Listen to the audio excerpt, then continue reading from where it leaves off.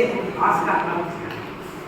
सबसे पहले ये प्रश्न आप परीक्षा में नहीं लिखना, आपको ये असाइनमेंट लिखना है, असाइनमेंट में लिखना है, परीक्षा में चाहे लिखे चले। इतिहास का अर्थ आप में से कोई बता सकता है? इतिहास माने क्या होता है? एक मिनट बताएगा इतिहास माने क्या होता है? इतिहास सब्जेक्ट सबका होगा।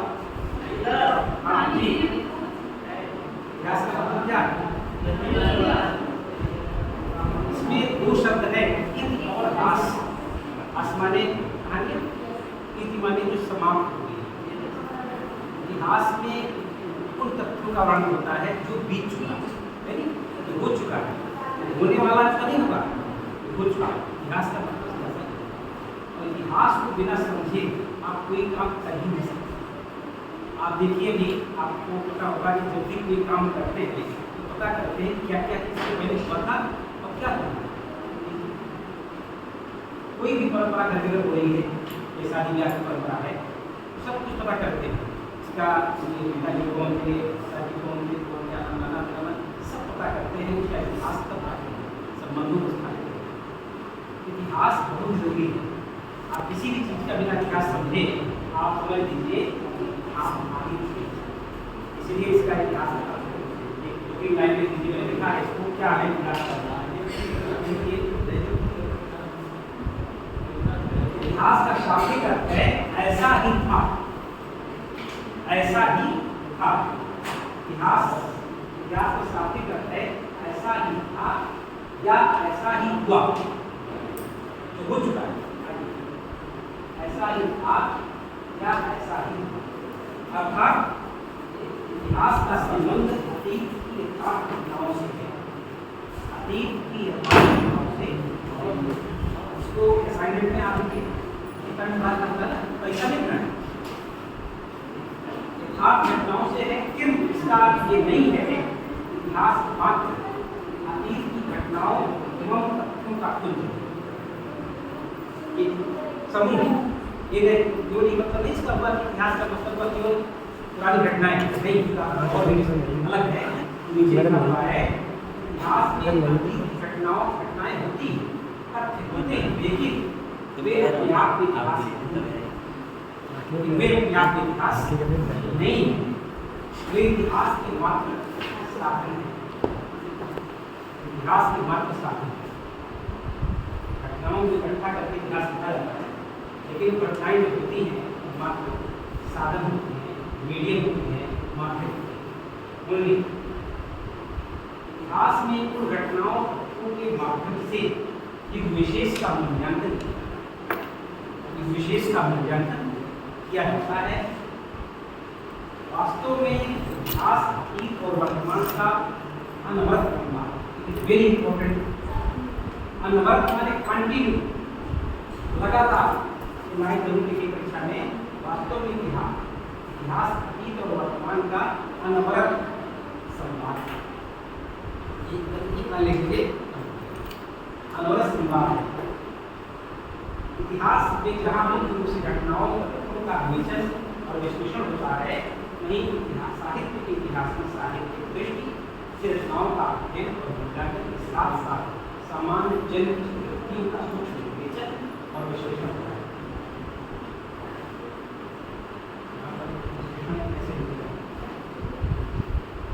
विश्लेषण होता है।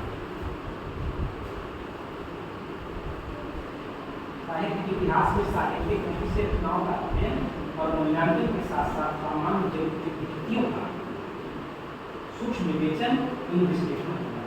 क्या मतलब इसका हुआ?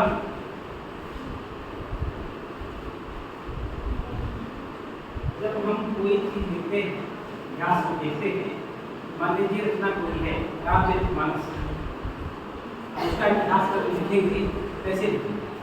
फला समय में, फला युग में गोस्वामी तुलसीदास ने रामचरितमानस लिख दिया। अब उसका मूल्यांकन करें, कैसा है, उसकी विषय वस्तु कैसी है, समाज में उसकी प्रतिष्ठा कैसी है, देखेंगे ना। इसके बाद उसके साथ साथ उस समय की अन्य रचनाओं होती है, जो रचनाएं उनके समकालीन हैं वो कैसी है, क्या उससे अधिक महत्वपूर्ण है, उससे कम।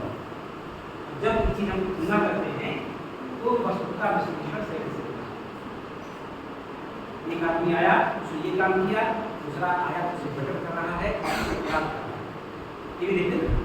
दोनों को यही होता है मूल्यांकन, इसी कृति का मूल्यांकन तभी होता है केवल साफ साफ में वहीं पर मैंने गोस्वामी दास का क्या नाम रख दिया, वहीं जायसी रख दिया, फिर तुलना किया है। कहा जाता है कि सूरदास का जो सूरदास का भाष्य और श्रृंगार वर्णन अपने आप में अद्वितीय है। एक बात हमें कि किसी भी कवि ने कुछ सुंदर वर्णन नहीं किया, लेकिन अगर कोई पूछे आपसे हिंदी साहित्य का मध्य भक्ति का बड़ा कवि कौन, क्या बताए? अगर कोई पूछता है आपसे कि भक्ति काल में बड़ा कवि कौन, सभी लोग कहेंगे तुलसीदास, और सूरदास कोई नहीं कहेगा। क्यों नहीं कहेगा बताओ, क्यों नहीं कहेगा? तुलसीदास बड़े कवि थे और सूरदास भी क्या उससे कम थे, लेकिन जब नाम आता है कौन बड़ा था, आता है तुलसीदास। ऐसा क्यों होता है? ये सोचा आपने? विचार नहीं, चार तो बहुत अच्छे लोगों के थे, केवल अंतर इतना था गोस्वामी तुलसीदास ने जीवन के प्रत्येक क्षेत्र में सब कुछ उन्होंने लिखा, उन्होंने हाँ सारे संबंधों को लिखा, लेकिन सूरदास ने केवल भाष्य में लिखा। उन्होंने कृष्ण की वीरता को नहीं, कृष्ण ने कल उसको मारा था ये नहीं लिखा, लेकिन गोस्वामी जी ने भगवान राम अच्छे से बचपन से लेकर के श्रृंगार भी किया है, उनका बचपन भाषण भी किया है, और फिर युद्ध करते हुए भी किया है, और फिर दुनिया से जाते हैं तब भी किया है। इसीलिए वो बड़े कवि हैं, उन्होंने विस्तार से समाज के मनुष्य के संपूर्ण मूल्यों का विस्तार से किया, लेकिन सूर्य ने केवल दो इतनी गहराई से सूर्य ने किया, गहराई से विश्वास नहीं। इतिहास का अर्थ केवल इतना नहीं होता कि अतीत की घटनाएं, अतीत घटनाएं के माध्यम है, उसका अर्थ होता है कि हम उस समय का मूल्यांकन भी कैसे करते हैं। ये इतिहास में नहीं करते। जब भी इतिहास महाविद्यालय का लिखा जाएगा तो आप लोग जो छात्र इस समय हैं, आप लोग ऐसे हैं, इसमें अच्छे बच्चे निकलेंगे, अच्छा लिख पाएंगे, उनका इतिहास समझ पड़ेगा नहीं महाविद्यालय के साथ। फिर दूसरा जो आएगा उसमें जो बच्चे उनके बारे में कहा जाएगा कि आप नहीं पढ़ रहे हैं और वो बच्चे अच्छे थे, जो बच्चे ये कहा जाएगा।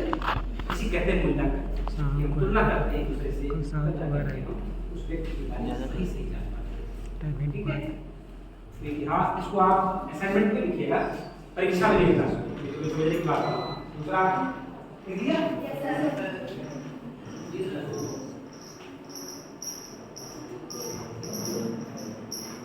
हिंदी साहित्य के इतिहास लेखन की एक सुदीर्घ एवं सशक्त परंपरा रही है, जिसको मुख्य 3 भागों में बांटा गया। ये बहुत इंपॉर्टेंट है, परीक्षा में आप जरूर लिखेंगे।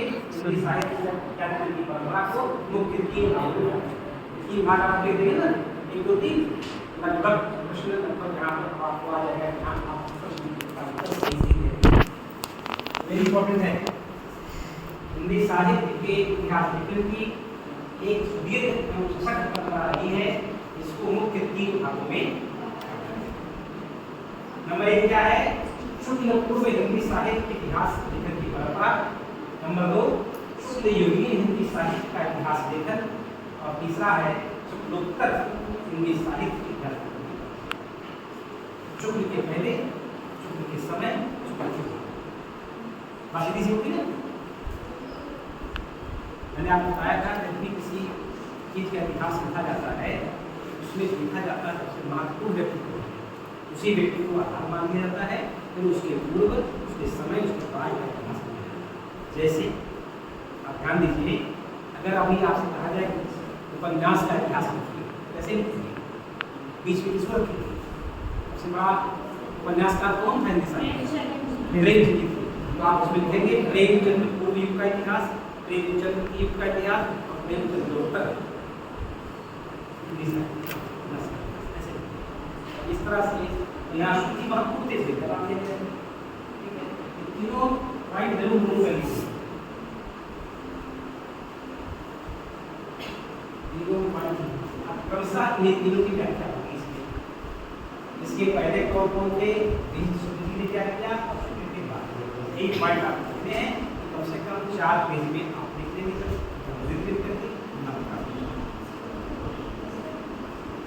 करके एक कुमार सिंह तुम्हारे से किस मिल जाएगा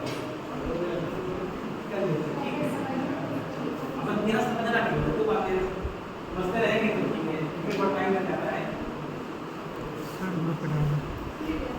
ठीक है ना। इसके बाद रक्षा हम चलेंगे नंबर 1 पर कैसे कैसे होगा।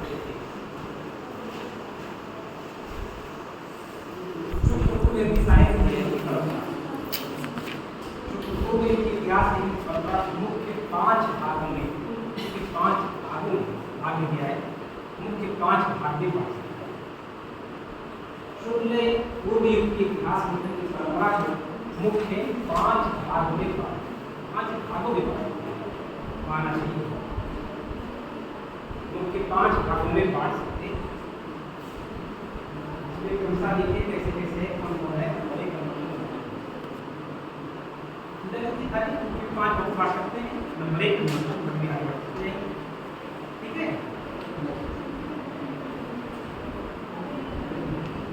नंबर 1 में देखिए 19वीं शताब्दी से हिंदी साहित्य का परंपरा प्रारंभ होती है। पहली पंक्ति है 19वीं शताब्दी, क्या मतलब क्या होगा, 19वीं शताब्दी से हिंदी साहित्य की परंपरा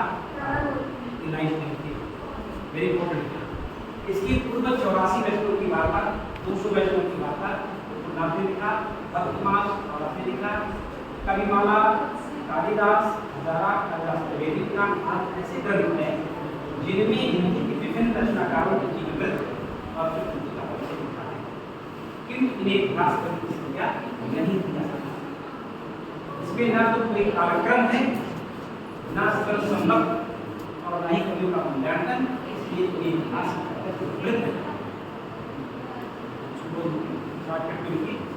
कहने का मतलब है नंबर 1 है 19वीं शताब्दी से हिंदी साहित्य की परंपरा शुरू होती है, लेकिन जो लिखा गया उसका कोई खास मतलब नहीं है,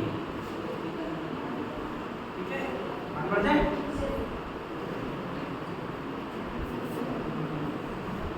हिंदी साहित्य की किताब लेखन को लिखने का प्रथम प्रयास, इट इज इंपॉर्टेंट, प्रथम प्रयास इसने किया फ्रेंच विद्वान राजा ने अपनी पुस्तक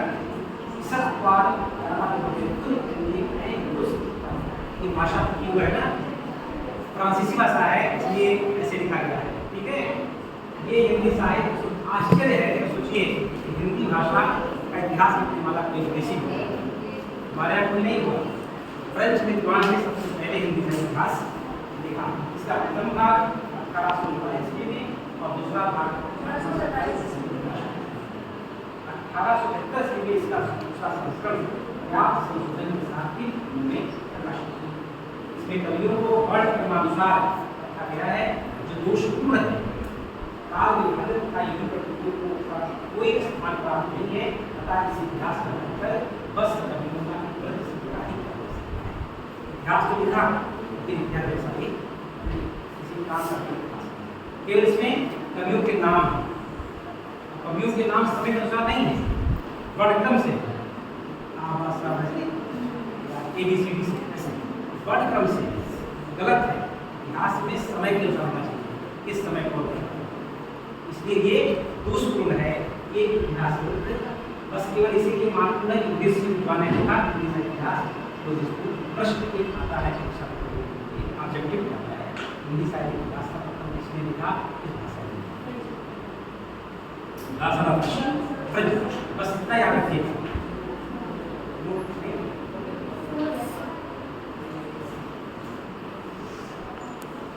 हिंदी साहित्य इतिहास लेखन की परंपरा का दूसरा पहला स्थान का हुआ, दूसरा स्थान शिव सिंह सेंगर का। इनका इतिहास ग्रंथ शिव सिंह सरोज नाम है, 1882 में प्रकाशित हुआ। इस इसमें कुल 1000 से अधिक कवियों का उल्लेख है। 1000 से अधिक कवियों का उल्लेख है। 1000 से अधिक कवियों का उल्लेख है। ये ग्रंथ भी कवियों का केवल संग्रह मात्र है। इसका महत्व बस इसीलिए है कि हिंदी भाषा में लिखा हुआ पहला इतिहास है। इसमें भी ऐतिहासिक विशेषताएं नहीं, ये केवल कवियों का संग्रह और 1000 संकलन उनका विश्लेषण है। इसका महत्व इसीलिए है, सबसे पहले ये हिंदी भाषा है, इसके पहले संचय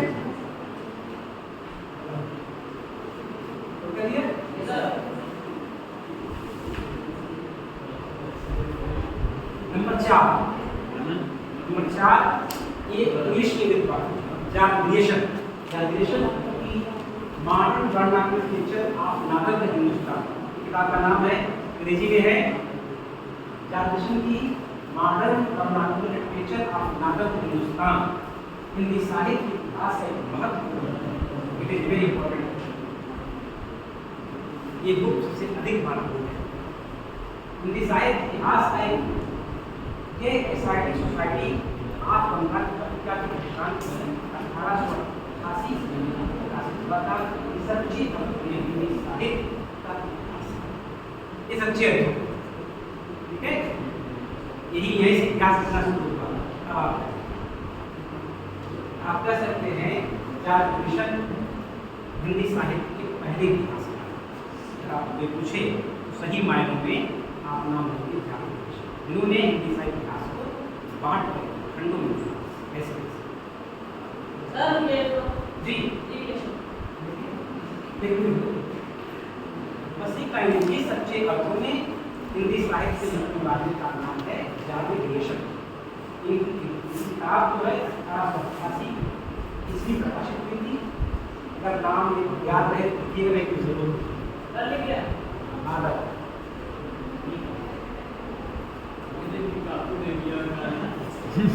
देखिए इस प्रकार से मॉडर्न वर्नाक्युलर लिटरेचर ऑफ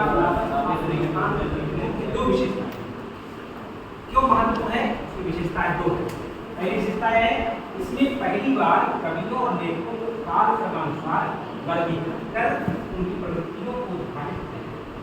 ये पहली बार है, इसीलिए इस इतिहास का काल क्रम से किस समय कौन कर रहा है, ऐसे बढ़ क्रम से नहीं, काल क्रम से किया है। काल क्रमानुसार उनकी प्रवृत्तियों को उद्घाटित किया। इसके बाद दूसरा पॉइंट है सर्वप्रथम इसी ग्रंथ में हिंदी साहित्य इतिहास का काल विभाजन कर उसका नामकरण किया। उसका नामकरण किया लीजिए। सर्वप्रथम इसी पुस्तक में हिंदी साहित्य का इतिहास का काल विभाजन कर उसका नामकरण किया गया। नामकरण किया गया। अगर कोई पूछता है हिंदी साहित्य का काल विभाजन सर्वप्रथम किस पुस्तक में हुआ है, तो आप कहेंगे मॉडर्न वर्नाक्युलर लिटरेचर ऑफ नागरिक हिंदुस्तान, ठीक है। इंपॉर्टेंट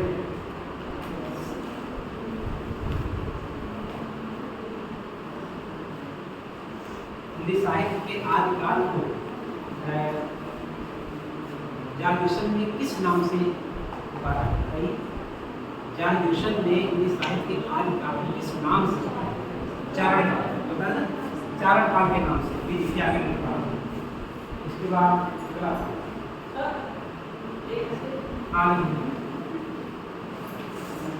सर्वप्रथम इसी पुस्तक में हिंदी साहित्य के इतिहास का काल विभाजन और नामकरण दोनों चीजें, नामकरण का इसके पहले किसी कवि ने, किसी इतिहासकार ने हिंदी साहित्य इतिहास को काल में बांटा और ना ही उसका नाम इन्होंने।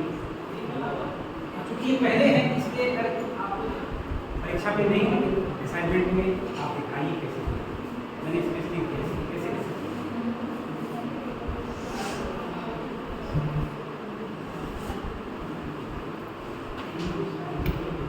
हिंदी साहित्य इतिहास लिखने की परंपरा में बहुत अपना विशिष्ट स्थान रखता है। आज उनका उल्लेख उन्होंने किया है। हिंदी साहित्य के इतिहास के वर्गीकरण में एक उपाधि है ग्रंथ के अध्याय ही हिंदी साहित्य इतिहास के ग्रंथ का तो कहने का मतलब इसमें भी त्रुटियां हैं, त्रुटियां इसमें भी हैं। बहुत अच्छा नहीं किया गया, लेकिन फिर भी प्रयास रहा है इसमें एक जो शॉर्ट टर्म का कर लें शुरुआत में इसको ऐसे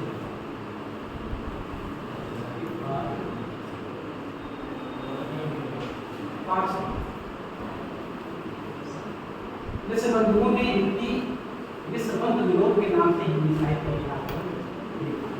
का इसमें लगभग 5,000 कवि उपस्थित, 5,000 मूलतः एक काव्य संग्रह हिंदी साहित्य के इतिहास को 8 भागों में विभाजित किया गया है। ये वास्तविक साहित्य कोश अधिक रखता है। इसका प्रथम प्रकाशन 1913 इसमें द्वितीय प्रकाशन 5 भागों में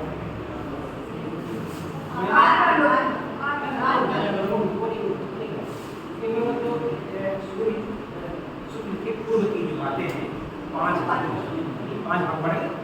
शुक्ल के पूर्व में जो इतिहास लिखे गए उसमें 5 ग्रंथ आते हैं, 5 यही ग्रंथों का इससे पहले उसमें लिखा था कहते हैं कि कैसे इतिहास को बांटा है। ये इस जो व्याकरण ये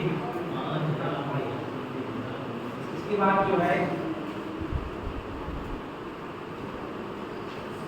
आप दूसरा पॉइंट आ गया शुक्ल युग की हिंदी साहित्य शुक्ल के पुत्र हो गया शुक्ल युग किसने को शुक्ल युग हिंदी साहित्य का सुव्यवस्थित एवं क्रमबद्ध इतिहास आचरण एक बात ध्यान रखता है। 1929 में हिंदी शब्दसागर की भूमिका के रूप में आचार्य शुक्ल ने हिंदी साहित्य का विकास लिखा था, जो बाद में हिंदी साहित्य का इतिहास के नाम से कोई पूछता है कि हिंदी साहित्य इतिहास में किस रूप में लिखा गया था, आप कहेंगे हिंदी समाचार की भूमिका को प्रसन्न करते थे पहले देखने के लिए। 1929 में प्रकाशित हुआ था, ठीक है।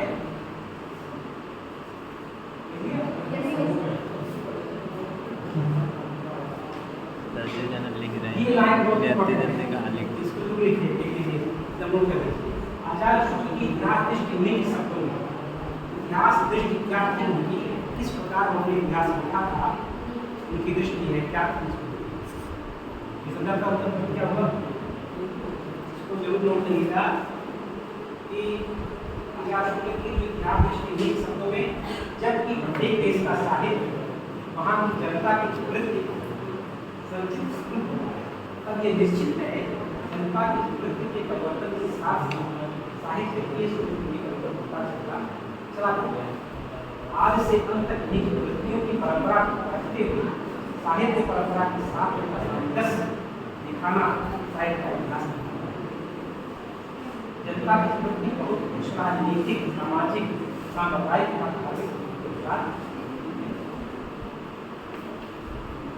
का मानना था कि हिंदी साहित्य का इतिहास जो है उसमें परिवर्तन आता है जनता की वृत्तियों के साथ, जैसी आपकी सोच होगी ये माना ये इतिहास है।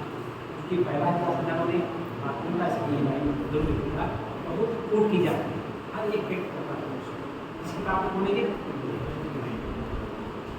इसको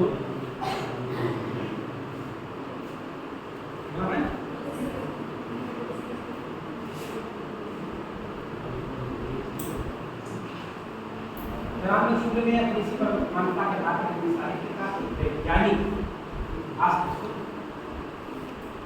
या इसकी प्रमुख विशेषताएं क्या क्या विशेषताएं थी इसमें। नंबर 1 है विभिन्न परिस्थितियों के संदर्भ साहित्य के विकास क्रम की व्याख्या की। नंबर 1 हिंदी साहित्य अगले प्रश्न दिया जाता है हिंदी साहित्य के इतिहास लेखन की परंपरा पर का योगदान उसमें ये बताना पड़ेगा कि क्या योगदान रहा था और किस प्रकार उन्होंने इतिहास लिखा, ठीक है। पहली विशेषता हुई विभिन्न परिस्थितियों के संदर्भ में साहित्य के विकास की विभिन्न संख्या क्या होती है जो उन्हें लिख रहा बस उतने मारते थे और जो पीछे हो चुका था उन्हें मारते थे। कहते थे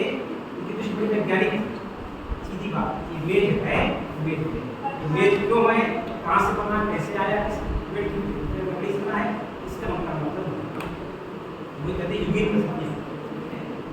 दूसरा पॉइंट, हिंदी साहित्य की 900 वर्षों के इतिहास को 4 मुख्य भागों में बांट उनकी प्रवृत्तियों के अनुसार उनका नामकरण किया, जो प्रवृत्ति इतिहासकारों और पाठकों के लिए वर्तमान वरदान इतना सुंदर और तीसरा पॉइंट पूरा नहीं आया है, कारण क्या है, कवियों एवं साहित्यकारों के जीवन चरित्र की विवरण के साथ साथ रचनाओं और साहित्यिक अवदान की भी व्याख्या है। जैसे तुलसीदास हैं, ये नहीं कि वो लिख दिया तुलसी की 5 कृतियाँ हैं, तुलसी फला के समय पैदा हुए थे, इतना नहीं लिखा, बल्कि उन्होंने जो लिखा उसका विश्लेषण किया कि समाज के लिए कितना वो महत्वपूर्ण है, कितना महत्वपूर्ण नहीं। इसलिए रचना जो होती है उसकी महत्ता तभी मानी जाती है समाज के लिए उपयोगी। ऐसे नहीं तो आप जो काम करें समाज के लिए उपयोगी करें, इसलिए कहा जाए साहित्य समाज का दर्पण है। दर्पण तभी होगा जब कोई दिखाएगा वही है। तो उन्होंने वो महात्मावादी कवियों की साहित्यिक अवदान की चर्चा किया और हमारे बताया कि उसको मानता स्वामी दास को बहुत लंबा दे कर दिया।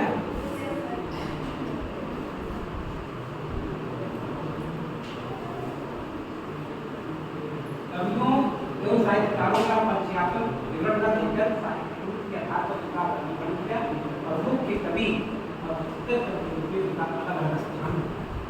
फला कवि मुख्य इस तरह पूर्ववर्ती इतिहास ग्रंथों की तरह उनका इतिहास ग्रंथांकन मात्र नहीं है, बल्कि गंभीर चिंतन का परिणाम है। गंभीर चिंतन का परिणाम केवल तथ्य का एकत्रीकरण नहीं, बल्कि वो उसका विश्लेषण।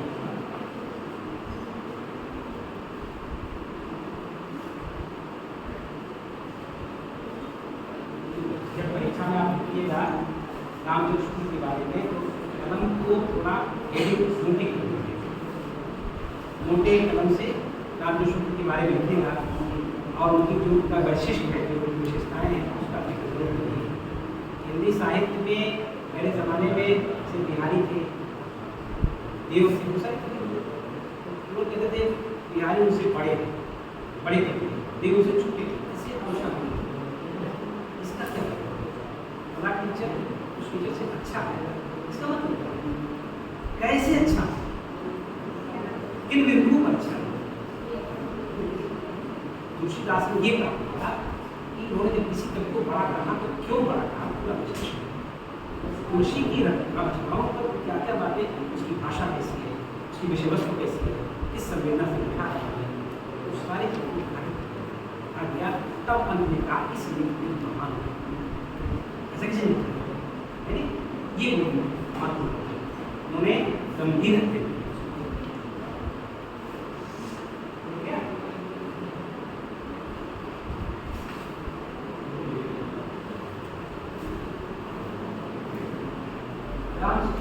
के बाद आचार्य यही अवधारणा को मान नाट्योच्चारण सभा के द्वारा जिला विभागों में हिंदी साहित्य का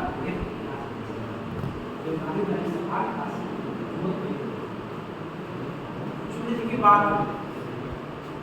ये आचार्य के बाद रामकृष्ण के बाद रचना बनी वो आई हिंदी साहित्य का बृहद इतिहास। हिंदी साहित्य का बृहद 1947 से लेकर 16 खंडों में है, इतना लिखा अभी पढ़ने के लिए मिलेगा बहुत विस्तार से। 16 शुक्ल जी के बाद लिखा है, वही लिखा गया शुक्ल जी बाद ये घना का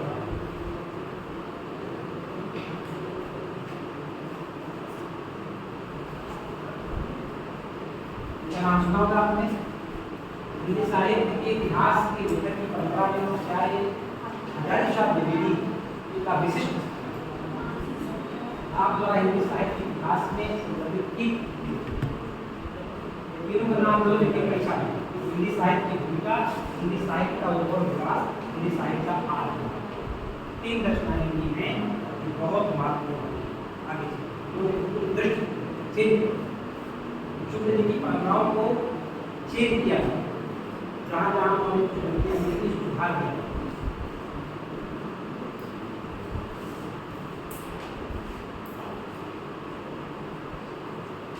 ठीक है,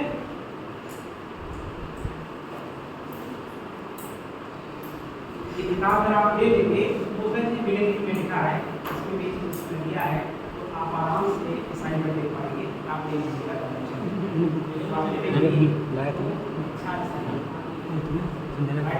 चाहिए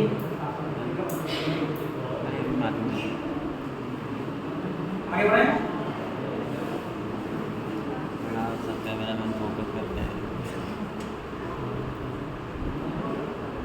दोनों की दृष्टियों में क्या अंतर था शुक्ल जी के और द्विवेदी जी के, वो इस लाइन में है।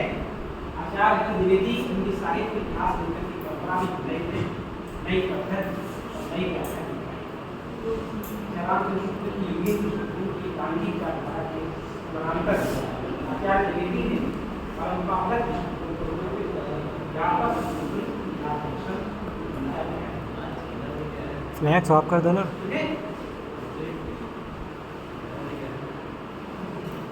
दोनों के इतिहास की दृष्टि में क्या अंतर था, क्या आचार्य शुक्ल के और द्विवेदी जी के दृष्टिकोण में क्या डिफरेंस था, क्या अंतर था?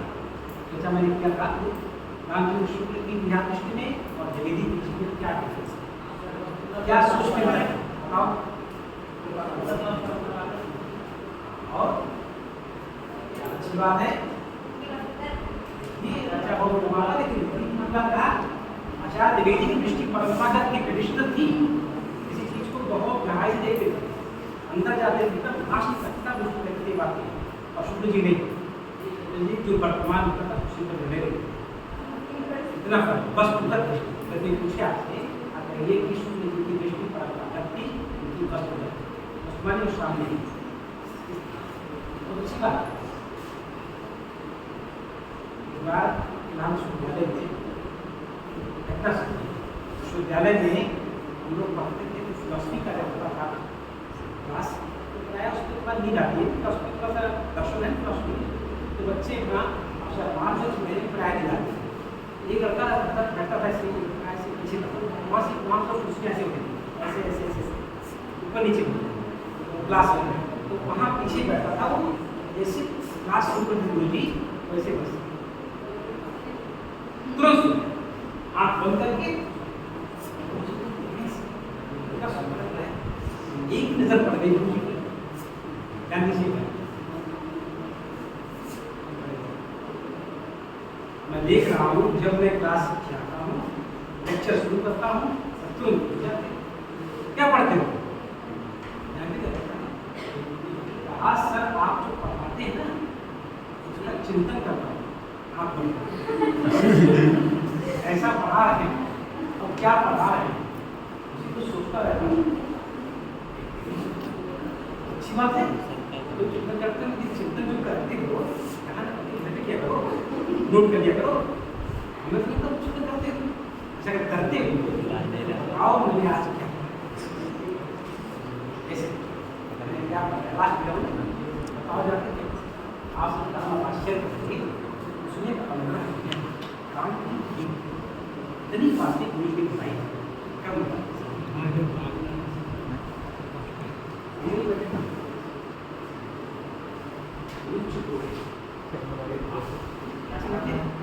कौन क्या सोच रहा है आप लोगों में से, कौन कितना राजी हो जाएगा, नहीं ताकत नहीं करता किसी आप अच्छा इस तरह से वहाँ अच्छी बात है। अगर आप कम आते हैं, जब भी आते हैं तो पढ़ते हैं, हमारी पॉइंट है चलिए। इसके बाद जो है आचार्य द्विवेदी ने परंपरा को अधिक महत्व दिया, परंपरा को विभिन्न मछलियों में सम्यक मूल्यांकन से एक संतुलित इतिहास लेखन का कार्य संभव हुआ। आचार्य द्विवेदी और दोनों एक दूसरे के विरोधी नहीं है, बल्कि पूरक इतिहासकारों ने परंपरा और संपूर्ण स्थापित कर हिंदी साहित्य को लिखने की परंपरा को समृद्ध बड़ा मजबूत शुक्ल जी विरोधी नहीं थे, विरोधी नहीं थे, पर उसको कुछ कमियां होती रहती उसको बहुत इतिहास को एकदम समृद्ध। ठीक, इसके बाद आचार्य द्विवेदी की बात व्यास लेखन में राम कुमार वर्मा का नाम उल्लेख किया। आपने सुना है राम वर्मा का, सुना है बच्चों ने सुना है? Very good. Doctor Ram Kumar Verma का नाम उल्लेखनीय है। डॉक्टर राम कुमार वर्मा ने इहो रहा जीवन प्रत्येक रचयिता कुमार वर्मा व्यास लेखन के उल्लेखनीय तथ्य कुमारे रहेंगे ना। राम कुमार वर्मा के बारे में बताया आपको। इलाहाबाद यूनिवर्सिटी के हेड हम लोग जब पढ़ते थे वहाँ इलाहाबाद विश्वविद्यालय सटा हुआ था, मकान बहुत बड़ा था। तब आपकी कैंपस है ना, बड़ा मकान, बड़े बड़े पेड़ लगे, कभी कभी हम लोग जाते थे उनके घर, थे अब तो नहीं है। जब हिंदी साहित्य का जो का पेपर हुआ, हमारा वो पेपर हुआ, उसमें होता है भाईवा 100 नंबर का मौखिक नंबर मौखिक होता है। तो इंटरव्यू देने की बोलते हैं हम लोग, भाईवा ले रहे हैं, आते तो नहीं, तब सामने तब हाँ हमें प्रीवियस जो है और देखा मैंने, और ऐसे ऐसे प्रश्न किया होते हैं उससे, ये प्रश्न अजीब थे, एक टेढ़े मेढ़े आप ही नहीं आपदा के साथ उससे बड़ा प्रश्न उन्होंने मुझसे किया।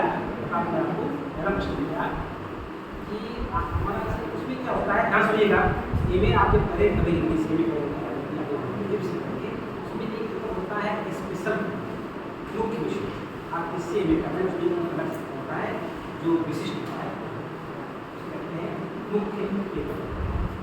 तो उसमें हमने लिया है कबीर, इसके को ले लीजिए आप कबीर, उसको ले लीजिए, उसको आप पढ़ना चाहते हैं विस्तार से, तो उसको हमने लिया है कबीर।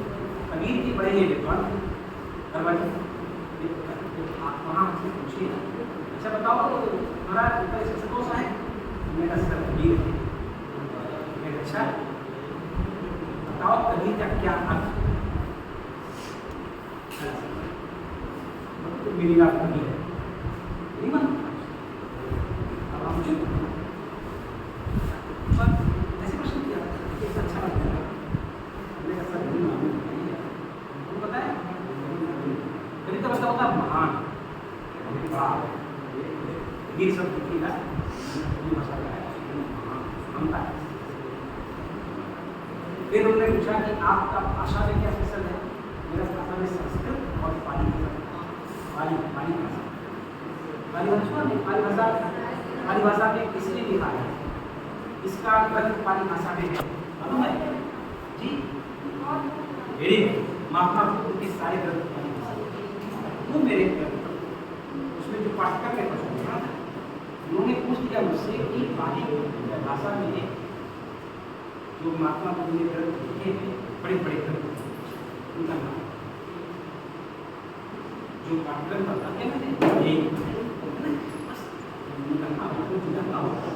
बड़े नाम सुनते ये समझ जाते क्या, उनका नहीं सवाल सुनी मेरे पाठ्यक्रम में लिखा है हमारे पास सारे प्रश्न करता है और वर्मा जी ने जो है नंबर दिया था। तो ये चीज़ है, इन्होंने हिंदी साहित्य इतिहास लिखा 1931 में, और उसको उन्होंने जो मुख्य बातों बताई विशेषता उसकी है, आगे लिख दीजिए क्या विशेषताएं थी। भक्ति काल के गुरु का प्रधान की 2 शाखाओं, इसका नाम आचार्य सूत्र में निवासई शाखा और ज्ञान शाखा, उसको संक्षिप्त करें अटरांग प्रणाली प्रेम का प्रेम का वेरी इंपॉर्टेंट। कोई पूछे आपसे कि संत का जो नाम किसने दिया है, बहुत लोग जानते हैं। आप